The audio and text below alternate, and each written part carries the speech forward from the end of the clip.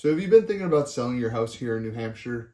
Because the real estate market is truly shifting, and some of these sellers that are listing their houses currently are finding out the hard way that it has shifted. In this video, I'm going to be going over 3 huge mistakes that you really truly should either plan for or completely avoid when you're going to look at listing your property and finding an agent that's actually understanding what's happening in this changing scheme of New Hampshire real estate. Hi, and welcome to my channel. My name is Shane Moynihan, a local real estate agent and investor based out of Keene, New Hampshire. If you're looking to buy, sell, or invest around the area, just feel free to reach out to me, or down below in the description, I actually have a link to my calendar that you can just book a free 30-minute call. We can jump on, discuss your real estate goals, and see how I can help you achieve those goals. So without further ado, let's get into the 3 huge mistakes that you must avoid when you're going to list your house this year.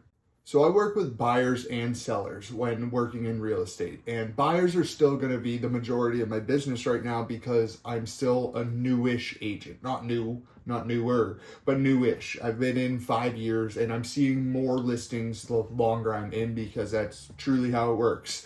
A lot of your business comes from repeat business. So people have to buy a house before they can sell a house. But I have been having some chances and opportunities to list houses this year, and I've learned a ton that I want to share with you because these 3 things are really starting to make houses either sell quickly or just sit. So mistake number 1 is going to be the easiest one and the one that you'll hear about all the time, and that's do not overprice your listing in this market. Now, when I'm saying do not overprice, you're probably like, well, what should I price my house at? Well, what I'm saying is don't compare your price that you would have wanted to list for 3 years ago because the market has truly changed. Now, while home prices overall have risen in New Hampshire in the last few years, it doesn't necessarily mean that you can get top dollar for your listing as it currently is. And when people go and just think just because the housing market's a hot housing market in New Hampshire is still one of those places a lot of people are moving to or a lot of people are buying houses in, it doesn't mean your house is going to sell at your price on your timeline.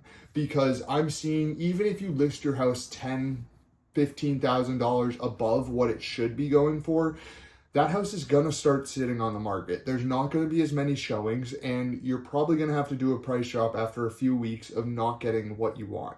The other thing is when you overprice your house, you're just cutting out so many people that would actually be open to being a buyer for your house. Because if you have a house, but you list it $15,000 above what it should be listed for in this market, all those buyers are seeing a house, just say it should be listed at $325 and you have it listed at $340,000, just a hypothetical. If their budget, their top number is $325, they're not even going to get a notification that your house got listed at $340. And if they do, say they have their budget set up to $350, but they can only afford $325. Well, guess what? Your house just got listed at $340. They're not going to walk in the first day and be like, here's an offer at $325 because, well, that's not in the buyer's brain yet that that's happening in this market. Because even though buyers are understanding the market's moving, they're not understanding why it's moving or how it's moving with these prices. Because just because a house is at one price doesn't mean that's where it's selling anymore. Now, mistake number 2 is another simple one, and that's skipping the prep work. Now, I'm not saying you have to remodel your whole dang house to get it listed, but what I am saying is that you can't just stick a sign in the yard like you could during 2021 and have 5 offers by the end of the weekend. You have to actually take some care, paint some walls that are maybe ugly or in need of paint, maybe landscape your yard that hasn't been touched in a few years. Pick up some things and actually make your house look presentable. Make it look almost like a blank slate. Now, I'm not saying get rid of everything, but get rid of personal things that just don't do much for selling your house. I'm not saying it's not important to you. Sure, it's important to you, but nobody else cares about it. So get rid of it. It's not your house. You're trying to sell it. You want someone else to be like, this is my house. So depersonalize it, make it look clean, and make it look like someone could come in there and be like, yes, this is where my bed could go. This is where my couch and TV will go. Make it so they can see their life in it, not see your life in it.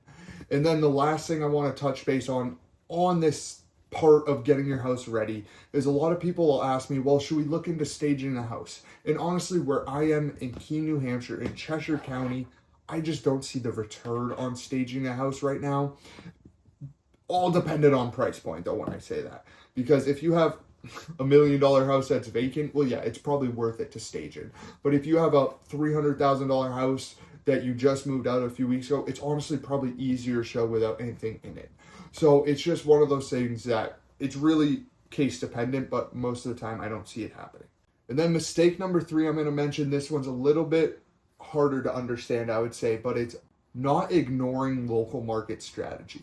Now, what I'm saying by that is understand how hyper-focused real estate is, because what works in Keene to buy you a house isn't going to work in Manchester to win you a house. So when you're looking at offering, it's a completely different thing. And when you're looking at selling, it's a completely different thing. So you have to understand locality matters, and you really should be getting someone that is really local to you, understands that market, and can show you why we should list at X instead of Y like you suggested, or why if you list at Y, X is going to happen because that's how the market's reacting right now. So you want someone that's knowledgeable in the local area that you're listing in, and really is going to give it to you straight and saying, yes, I understand you're seeing that over in Manchester. We're not in Manchester. We're in Keene. We're dealing with Keene real estate market. So these little things really do matter and are going to be the turning points for you to actually get that house from being listed to being sold, closed, handing your keys over, and collecting a check as a seller. So these were 3 things I quickly wanted to put up because I'm seeing a ton of people just completely list their house at the wrong price. I'm not blaming it on you as a seller. I am kind of blaming on agents because they should be a little bit more upfront with you. Overall, it is our job. We list at where you want to list at. If you want to overprice it, well, at the end of the day, we kind of got listed there. But everyone, your agent should be telling you, hey, you're kind of out in cloud 9. You have to come back down to earth. This is where we're listed if you actually want to sell a house. So those are the few things I wanted to touch base on because we are shifting. New Hampshire's still in a seller's market. It's not like that's really going anywhere, I don't believe, anytime soon, just because we're short on housing.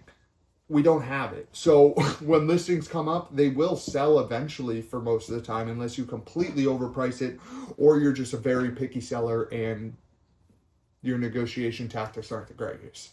So if you have any questions, feel free to drop them down below in the comments. If this video added some new perspective to you, a little bit like, that's what I should be doing, hit that like and subscribe button. And again, I have that link down below in the description for my calendar. Feel free to go to that link, click it, book a free 30-minute call with me. We'll jump on, see how I can help you achieve your real estate goals. So I hope you guys enjoyed this video, and I'll catch you next week with another one.